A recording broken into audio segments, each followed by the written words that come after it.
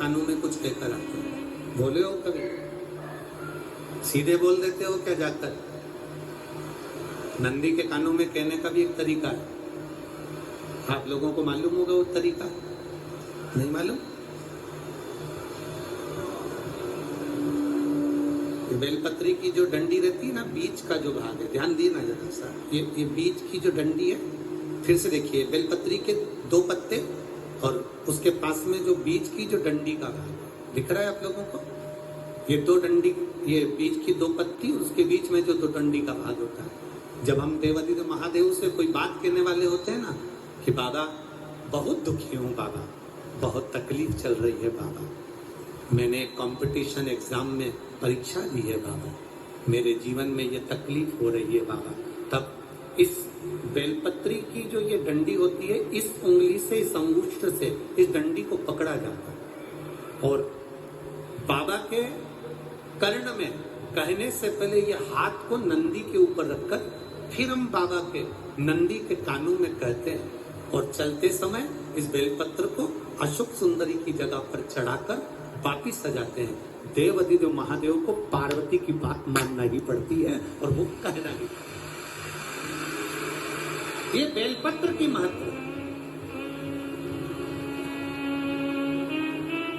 ये जितना फल एक बेलपत्र की पत्ती में, उतना की उतना फल।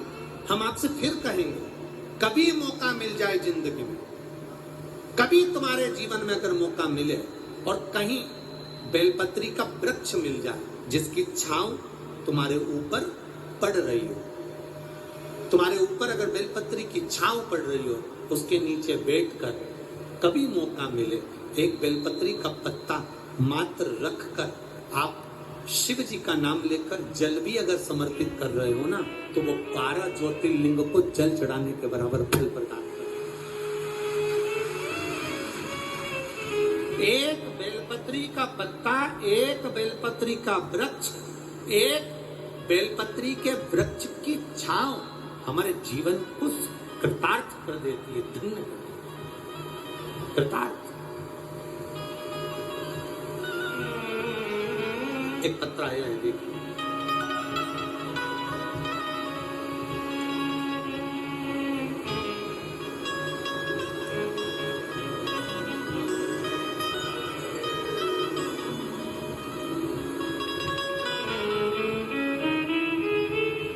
अनिल गुप्ता,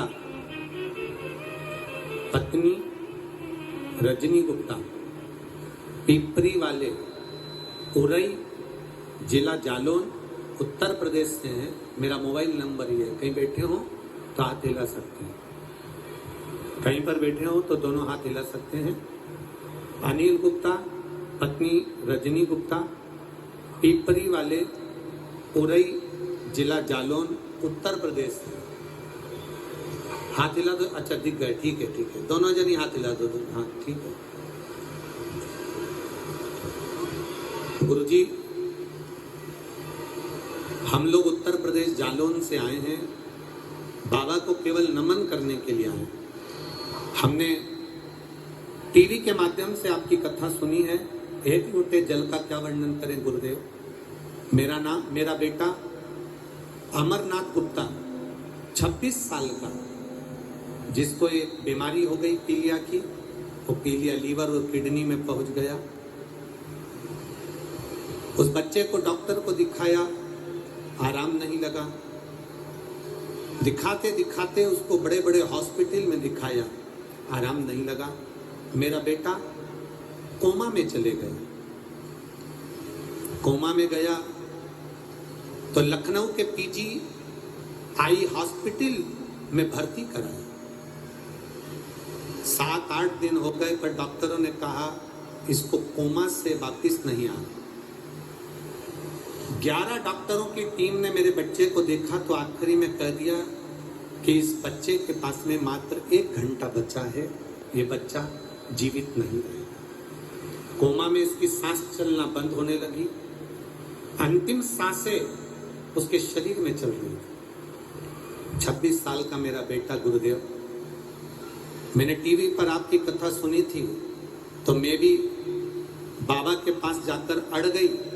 एक लोटा जल चढ़ाया और बाबा से कह दिया मेरा 26 साल का बेटा चले गया तो कभी जिंदगी में तेरा मुख ना देखूंगी। बाबा कुछ भी करो मेरे बेटे को बचा लो।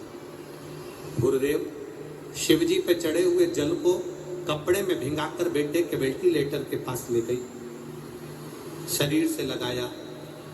डॉक्टर ने मना कर दिया कि अब इसकी सांसें धीरे धीरे बंद हो रही है, आपके रिश्तेदारों को बुला लिया जाए। गुरुदेव मैं बाबा का क्या गुणगान करूं।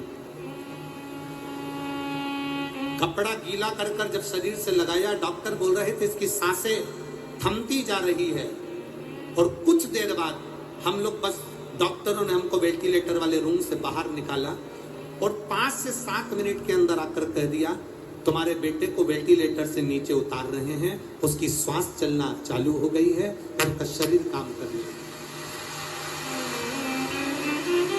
हम दोनों पति पत्नी बाबा को केवल दंडवत करने आए हैं कि मेरे 26 साल के बेटे को बचा लिया उन्होंने।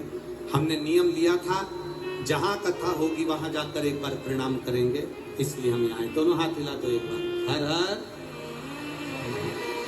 शिव तत्व इसी को कहते हैं। तेरी कृपा बिना न मिले